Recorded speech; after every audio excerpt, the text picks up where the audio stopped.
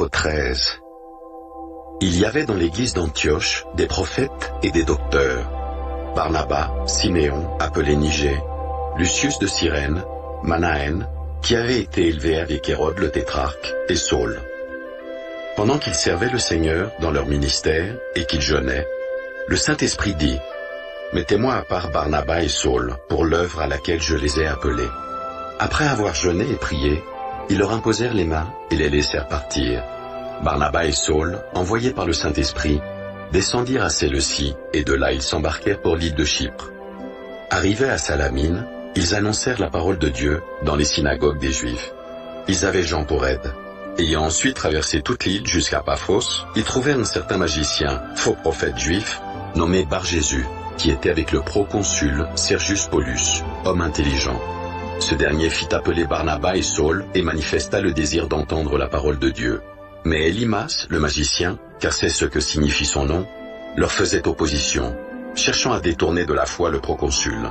Alors Saul, appelé aussi Paul, rempli du Saint-Esprit, fixa les regards sur lui et dit : Homme plein de toute espèce de ruse et de fraude, fils du diable, ennemi de toute justice, ne cesseras-tu point de pervertir les voies droites du Seigneur ? Maintenant voici, la main du Seigneur est sur toi, tu seras aveugle, et pour un temps tu ne verras pas le soleil. Aussitôt l'obscurité et les ténèbres tombèrent sur lui, et il cherchait en tâtonnant des personnes pour le guider. Alors le proconsul, voyant ce qui était arrivé, crut, étant frappé de la doctrine du Seigneur. Paul et ses compagnons, s'étant embarqués à Paphos, se rendirent à Perge, en Pamphylie. Jean se sépara d'eux et retourna à Jérusalem. De Perge, ils poursuivirent leur route et arrivèrent à Antioche de Pisidie. Étant entrés dans la synagogue, le jour du sabbat, ils s'assirent. Après la lecture de la loi et des prophètes, les chefs de la synagogue leur envoyèrent dire : Hommes, frères, si vous avez quelques exhortations à adresser au peuple, parlez. Paul se leva, et ayant fait signe de la main, il dit : Hommes israélites, et vous qui craignez Dieu, écoutez. Le Dieu de ce peuple d'Israël a choisi nos pères. Il mit ce peuple en honneur pendant son séjour au pays d'Égypte, et il l'en fit sortir par son bras puissant. Il les nourrit près de 40 ans dans le désert, et, ayant détruit 7 nations au pays de Canaan, il leur en accorda le territoire comme propriété. Après cela, durant 450 ans environ, il leur donna des juges jusqu'au prophète Samuel. Ils demandèrent alors un roi, et Dieu leur donna, pendant 40 ans, Saul, fils de Kis, de la tribu de Benjamin. Puis, l'ayant rejeté, il leur suscita pour roi David, auquel il a rendu ce témoignage. J'ai trouvé David, fils d'Isaïe, homme selon mon cœur, qui accomplira toutes mes volontés. C'est de la postérité de David que Dieu, selon sa promesse, a suscité à Israël un sauveur, qui est Jésus. Avant sa venue, Jean avait prêché le baptême de repentance à tout le peuple d'Israël. Et lorsque Jean achevait sa course, il disait : Je ne suis pas celui que vous pensez, mais voici, après moi vient celui des pieds duquel je ne suis pas digne de délier les souliers. Hommes frères, fils de la race d'Abraham, et vous qui craignez Dieu, c'est à vous que cette parole de salut a été envoyée. Car les habitants de Jérusalem et leurs chefs ont méconnu Jésus, et, en le condamnant, ils ont accompli les paroles des prophètes qui se lisent chaque sabbat. Quoiqu'ils ne trouvassent en lui rien qui fût digne de mort, ils ont demandé à Pilate de le faire mourir. Et, après qu'ils eurent accompli tout ce qui est écrit de lui, ils le descendirent de la croix et le déposèrent dans un sépulcre.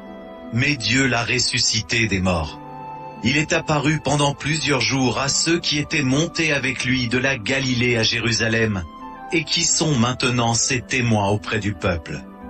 Et nous vous annonçons cette bonne nouvelle que la promesse faite à nos pères, Dieu l'a accomplie pour nous, leurs enfants, en ressuscitant Jésus, selon ce qui est écrit dans le psaume 2e. Tu es mon fils, je t'ai engendré aujourd'hui. Qu'il l'ait ressuscité des morts, de telle sorte qu'il ne retournera pas à la corruption. C'est ce qu'il a déclaré, en disant : je vous donnerai les grâces saintes promises à David, ces grâces qui sont assurées. C'est pourquoi il dit encore ailleurs, tu ne permettras pas que ton sein voie la corruption. Or, David, après avoir en son temps servi au dessein de Dieu, est mort, a été réuni à ses pairs et a vu la corruption.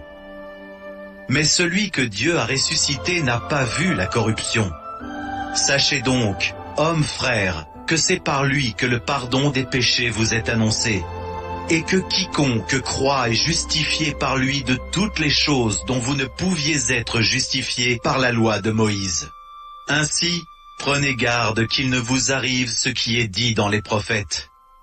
Voyez, contenteurs, soyez étonnés et disparaissez, car je vais faire en vos jours une œuvre que vous ne croiriez pas si on vous la racontait. Lorsqu'ils sortirent, on les pria de parler le sabbat suivant sur les mêmes choses. Et à l'issue de l'assemblée, beaucoup de Juifs et de prosélytes pieux suivirent Paul et Barnabas, qui s'entretint avec eux, et les exhortèrent à rester attachés à la grâce de Dieu. Le sabbat suivant, presque toute la ville se rassembla pour entendre la parole de Dieu. Les Juifs, voyant la foule, furent remplis de jalousie, et ils s'opposaient à ce que disait Paul.